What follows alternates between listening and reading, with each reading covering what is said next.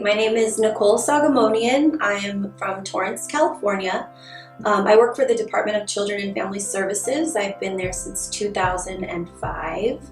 I was an ER worker, which we're emergency response, so we're the first ones out when there's any type of crisis. So we usually get calls about abuse, sometimes, parents who get killed or gang violence, stuff like that. As a social worker in the field for so many years, you see so many situations that are heartbreaking.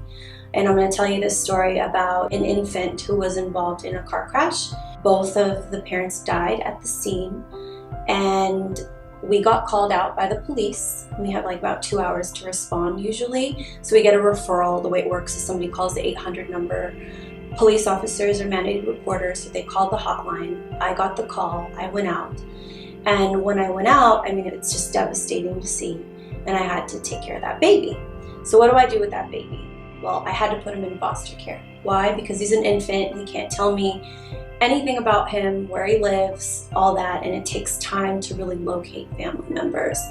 So that child spent the night in foster care, and months went by. When family members did finally come forward, they have to go through a process, which is like fingerprinting.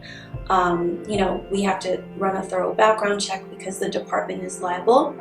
We hate to do this as social workers, but a lot of the time when we get sibling sets, so if there's a ton of children or 5 children, 3 children, it doesn't matter, that get taken into custody, if there isn't a foster home that's willing to take all 3 or all 5 of these children, we do have to separate the kids. And they can be in different cities. Like for instance, one child can be placed in Torrance, one can be placed in Lancaster. It just all depends on the availability and the space that we have for the children. We do our best to place them together, but a lot of the time, realistically, it does not happen. If I had any advice for parents regarding estate planning, go and do it right away.